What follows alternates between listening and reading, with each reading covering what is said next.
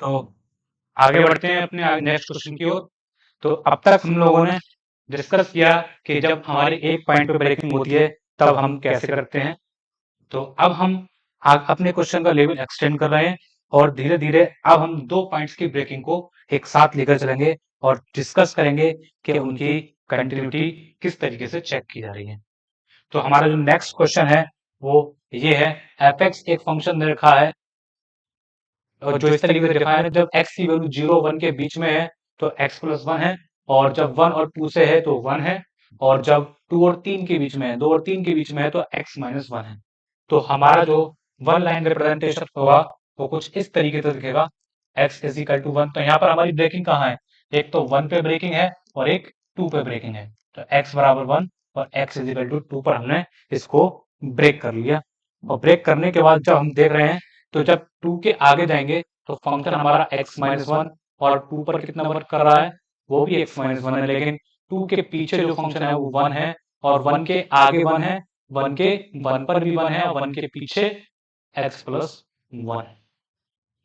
तो इस तरीके से हमारी फंक्शन की स्प्लिटिंग हो गई, हमने अपने फंक्शंस को स्प्लिट कर दिया। अब हम जो हमारी प्रॉपर डेफिनेशन है लेफ्ट हैंड लिमिट और right hand limit at x is equal to 1 पर हम चेक करने जा रहे हैं। लेफ्ट हैंड लिमिट पर 1 पर कौन सा फंक्शन है हमारा, x प्लस 1, तो सीधा सीधा लिमिट कितनी हो गई, 1 प्लस 1 मिलके 2। और राइट हैंड लिमिट कितनी हो जाएगी फिर, राइट हैंड लिमिट हो जाएगी, राइट हैंड पे कितना फंक्शन है, सॉरी 2, 2 नहीं 1। तो हमें यहाँ से क्या पता चल रहा है, left hand limit is not equal to right hand limit. अब लिमिट ही एग्जिस्ट नहीं कर रही तो कंटिन्यूटी की बात कैसे होगी फिर। तो पहले लेफ्ट हैंड और राइट हैंड ही बराबर नहीं हो रही, फंक्शनल वैल्यू को देखने की जरूरत ही नहीं है। तो यानी कि ये जो फंक्शन है ओवरऑल 1 पर कैसा रहेगा, डिसकंटिन्यूअस फंक्शन रहने वाला है 1 पर। अब आते हैं किस पर, राइट हैंड की तरफ, sorry x is equal to 2 पर आ जाते हैं। At x is equal to 2 पर राइट हैंड लिमिट कितनी होगी हमारी, राइट हैंड पे क्या फंक्शन, राइट हैंड पे हमारा फंक्शन है x माइनस 1, तो 2 माइनस 1 इज इक्वल टू 1। ऐसे ही लेफ्ट हैंड लिमिट पर कितनी लिमिट होगी, लेफ्ट हैंड पे कितना है 1, तो लेफ्ट हैंड और राइट हैंड तो बराबर आ गई, यानी कि लिमिट की एग्जिस्टेंस तो हो ही गई। तो अब क्या देखना है, हम अपनी फंक्शनल वैल्यू को देखना है। फंक्शनल वैल्यू, फंक्शन पे कितना फंक्शनल वैल्यू, तो x इज इक्वल टू 2 पर कितना फंक्शन है हमारा, x माइनस 1, x माइनस 1 मतलब 2 माइनस 1 इज इक्वल टू 1। तो हमारी जो लेफ्ट हैंड लिमिट है, राइट हैंड लिमिट है और फंक्शनल वैल्यू है, तीनों सेम आ रही हैं, इसलिए ये function x is equal to 2 पर कैसा हो जाएगा, कंटिन्यूस हो जाएगा। लेकिन x इज इक्वल टू 1 पर कैसा फंक्शन रहेगा, डिसकंटिन्यूस फंक्शन, मतलब नॉट कंटिन्यूस। ठीक है, क्लियर है बात। तो आगे बढ़ते हैं नेक्स्ट क्वेश्चन की ओर। तो नेक्स्ट क्वेश्चन थोड़ा सा बहुत ही अच्छा क्वेश्चन है, बहुत ही अच्छे लेवल का क्वेश्चन है और ज्यादातर कंपैरेटिव एग्जाम में आता है इस टाइप का क्वेश्चन। तो हमें एक फंक्शन डिफाइन किया गया है एफ एक्स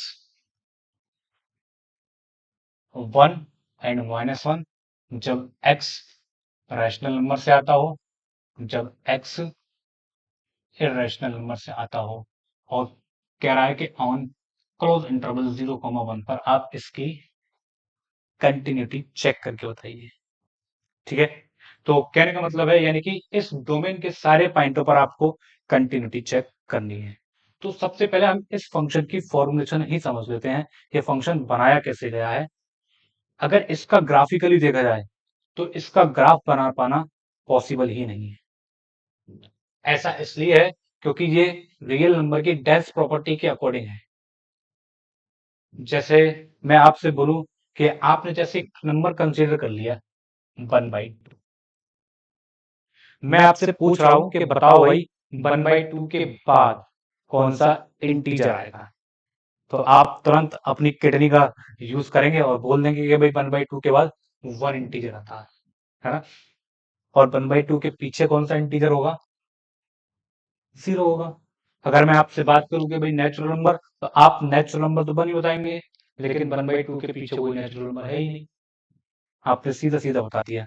अब मैं आपको और थोड़ा सा लेवल ऊपर लेता हूं, मैंने पूछा कि 1/2 के बाद कौन सा रियल नंबर आएगा। अब बताइए क्या कहना है? नहीं बता सकते ना, पता ही नहीं है ना, क्योंकि अब हमारे यहाँ पर क्या है, प्रमेय काम कर रही है, थ्योरम काम कर रही है। Between any two real number there are a lot of rational number and irrational number. दो वास्तविक संख्याओं के बीच में अनगिनत अनंत परिमेय और अपरिमेय संख्याएं होती हैं। आप बता ही नहीं पाएंगे कौन सी संख्या होगी इसके बाद।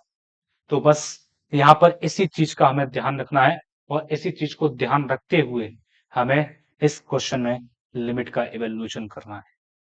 तो जब यानी कि हमें यही नहीं पता कि इसके बाद अगला नंबर है कौन सा, हालांकि इतना जो गैप हुआ है इसमें भी अनंत संख्याएं मैंने छोड़ दी, पता ही नहीं कितनी छोड़नी और कौन कौन सी छोड़नी ये भी नहीं पता, सब तो बता भी नहीं सकते।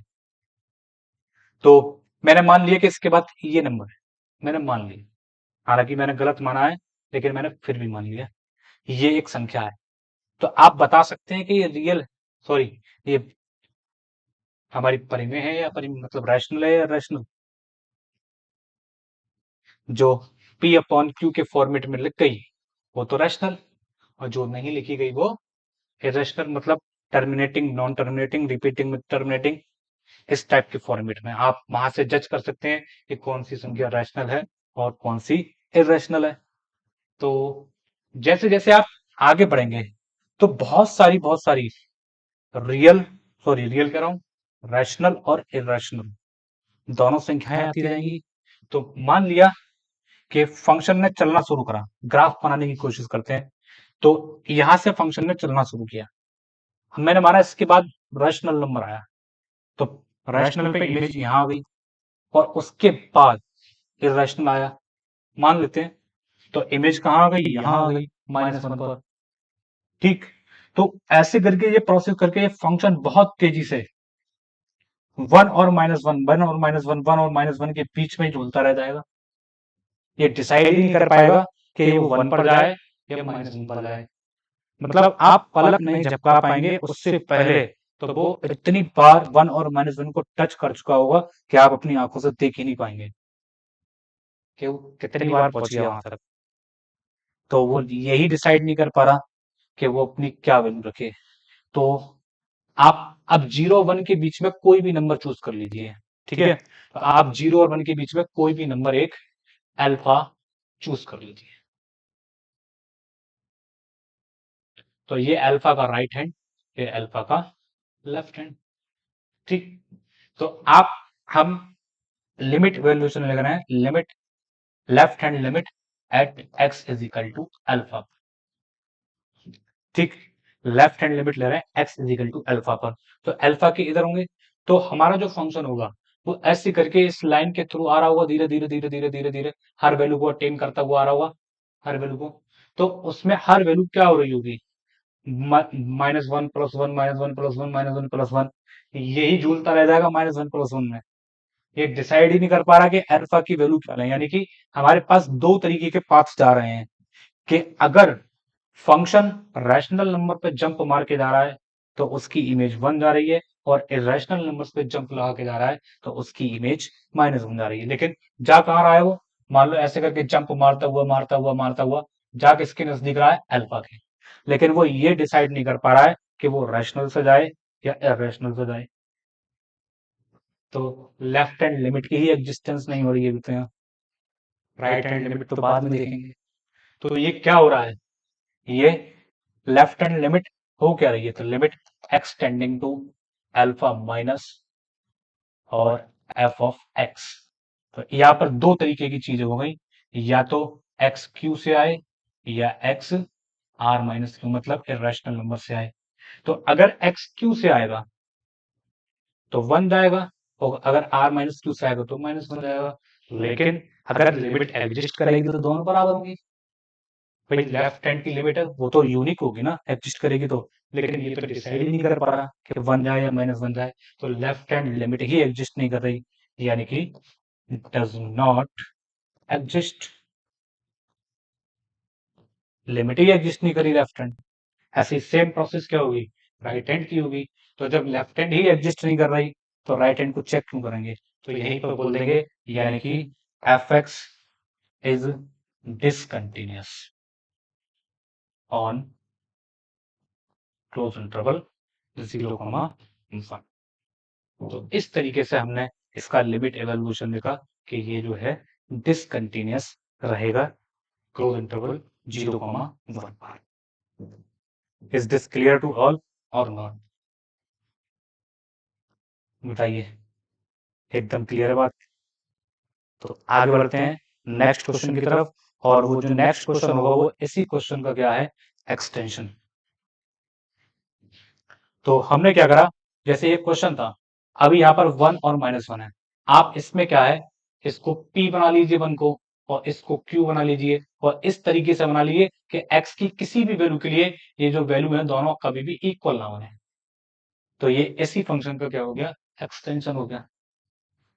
तो बस कांस्टेंट वैल्यू है तो p और q को कांस्टेंट रख के ऐसे कांस्टेंट रखो जो बराबर ना हो। तो ये फंक्शन अगर आपने बराबर रख दिए तो रैशनल पे भी वही वैल्यू, इररेशनल पे भी वही वैल्यू, पूरा फंक्शन एकदम कांस्टेंट। और कांस्टेंट फंक्शन तो हमेशा कंटीन्यूअस होते हैं। तो जो चीज अभी हमने यहाँ पर लिखा है कि ये फंक्शन पूरे डोमेन पर कैसा हो गया, डिसकंटीन्यूअस, क्योंकि अब अल्फा क्या है, अल्फा तो यहां से लेके यहां तक कोई भी वैल्यू ले सकता है, और सब पर यही कहानी होगी। अगर मान लो आप 0 पर भी आ गए, कि आप किसी बच्चे ने कहा कि भाई इसका तो राइट लेफ्ट हैंड है ही नहीं, तो हम लेफ्ट हैंड भी चेक करने जाएंगे, तो राइट हैंड पे आ जाओ इसको लेके, तुम्हारा राइट हैंड तो होगा ही। अगर उल्टा हाथ नहीं है सीधा तो होगा, अगर दोनों नहीं है तो टांगे होंगी, टांगों पर लिमिट चेक कर देना अपनी। सही है? तो इसकी क्या कर, राइट हैंड की लिमिट चेक कर लेंगे 0 की, इधर 1 पे क्या चेक करेंगे, फिर लेफ्ट हैंड की चेक कर लेंगे, दोनों तरफ डज नॉट एग्जिस्ट रहेगा। तो ओवरऑल पूरे इंटरवल पे कैसा हो गया, डिसकंटिन्यूअस। तो इसी क्वेश्चन को एक्सटेंड करें तो 0,1 को हटा के हम क्या कर दें, 0,1 को रिप्लेस करके क्या कर दें, पूरा r रियल नंबर कर दें, तो पूरे रियल नंबर में डिसकंटिन्यूअस हो गया। तो ये एक ऐसा फंक्शन है जो हर वास्तविक संख्या पर डिसकंटिन्यूअस है, असतत है, असंतत है, आप जो चाहे उसको बोल सकते हैं। ठीक है, एग्जिस्टेंस, एक ऐसे फंक्शन की एग्जिस्टेंस हमने ले ली जो पूरे रियल नंबर पर डिसकंटिन्यूअस है। अब एक f of x is equal to 1 है, sin x है, x है, ये ऐसे फंक्शन है जो पूरे रियल नंबर पर कंटिन्यूअस है, आप चेक कर सकते हैं इजीली। तो हम आगे बढ़ते हैं, इसी क्वेश्चन को और एक्सटेंड करते हैं। F X is equal to X जब x q से आता हो, और 1 माइनस एक्स जब x r माइनस q से आता हो, और पूरा फंक्शन लिखा है ऑन r। ठीक है, पूरे रियल नंबर पर हमने कंसीडर कर रखा है। ये कह रहा है find the point where F X can be continuous या F X must be continuous. तो find x for F X is continuous. तो वो x हमें फाइंड करके बता रहा है जिसके लिए ये फंक्शन कंटिन्यूअस बन जाएगा। तो जैसे अभी हमने देखा कि भाई लेफ्ट हैंड लिमिट और राइट हैंड लिमिट एग्जिस्ट करनी चाहिए, है ना। अगर कोई भी फंक्शन कंटिन्यूअस होता है तो उसकी left hand limit, right hand limit और एक्चुअल लिमिट तीनों एग्जिस्ट करनी चाहिए। तो जब फंक्शन कंटिन्यूअस बनेगा तो लेफ्ट हैंड और राइट हैंड की लिमिट कैसी होगी, सेम होगी। लेकिन उससे पहले हमने क्या बोला कि पहले लेफ्ट हैंड तो एग्जिस्ट कराइए आप। सही है, लेफ्ट हैंड तो एग्जिस्ट कराइए। तो यानी कि लेफ्ट हैंड की एग्जिस्टेंस के लिए आप केवल पहले लेफ्ट हैंड लिमिट ही ले लीजिए। तो लेफ्ट हैंड पे क्या फंक्शन होगा, आप कोई भी पॉइंट ले लीजिए अल्फा। तो लेफ्ट हैंड लिमिट पे भी वही दो तरीके की चीजें हैं, या तो एक्स क्यू से आए या एक्स आर माइनस क्यू से आए। जब एक्स क्यू से आएगा तो उसकी इमेज कितनी होगी, जब एक्स क्यू से आता है तो उसकी इमेज वही हो जाती है खुद इटसेल्फ। तो अब एक्स क्या है, अल्फा, तो उसकी इमेज अल्फा हो जाएगी।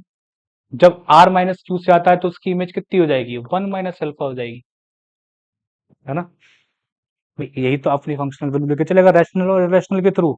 तो अब आप कह रहे हो कि अभी पिछले वाले क्वेश्चन में कि इनकी तो यहाँ पे एग्जिस्टेंस ही नहीं है, अब आपको बनाना है कंटिन्यूअस।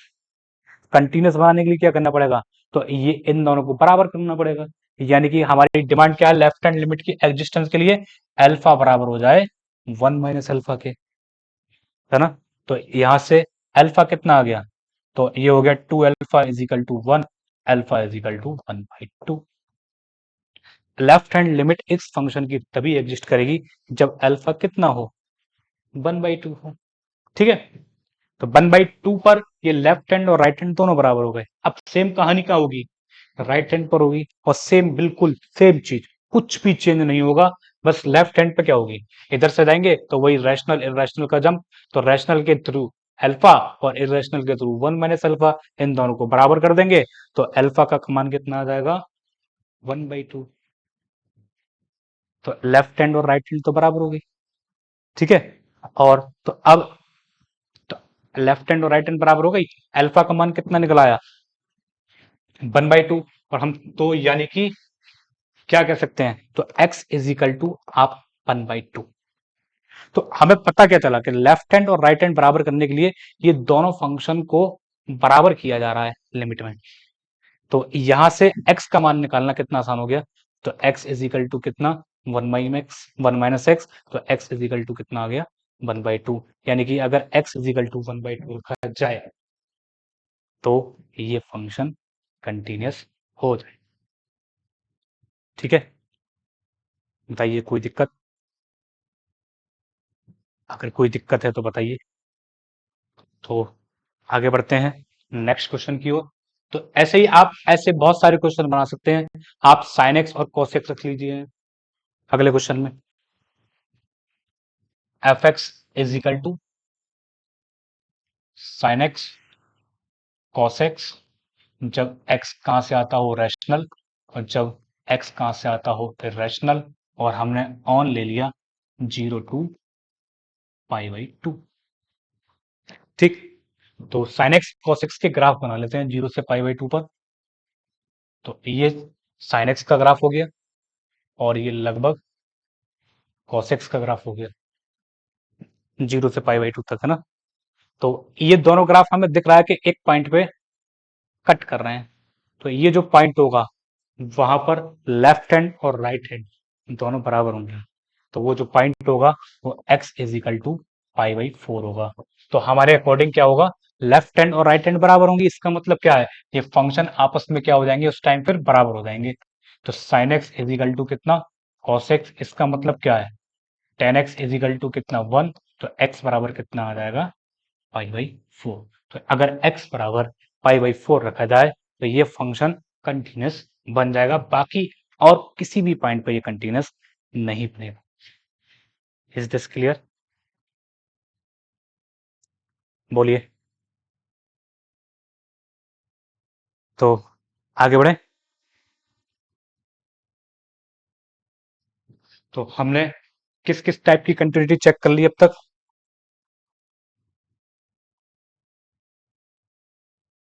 ये हमारी डेफिनेशन हो गई, ये हमने क्वेश्चन, ये एक इस टाइप का हो गया, ये इस टाइप का हो गया, यहाँ पर ग्राफिकली हमने देखा है, और यहाँ पर के की वैल्यू के लिए ये कंटिन्यूस हो जाएगा।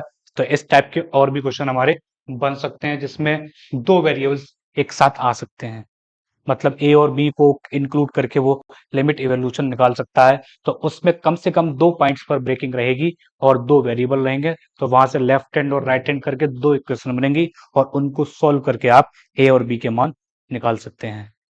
ठीक है, तो मुझे लगता है कि हमने कंटिन्यूटी का काम लगभग ऑलमोस्ट कर लिया है। ठीक है, तो आगे बढ़ते हैं। तो यहाँ पर हमारा कंटिन्यूटी का काम पूरा होता है। तो अब हम नेक्स्ट लेक्चर में देखेंगे डिफरेंशियबिलिटी के बारे में, और उसको एक यूनिक वे में जाके हम रिप्रेजेंट करने की कोशिश करेंगे और डिस्कस करने की कोशिश करेंगे। आज के लिए इतना ही। अगर आपको कोई डाउट है, अभी भी कंटिन्यूटी में कोई डाउट है, तो आप मुझे व्हाट्सएप पर मैसेज करके पूछ सकते हैं।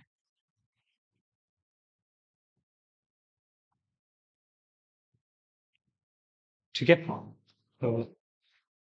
तो आज के लिए इतना ही। Good night.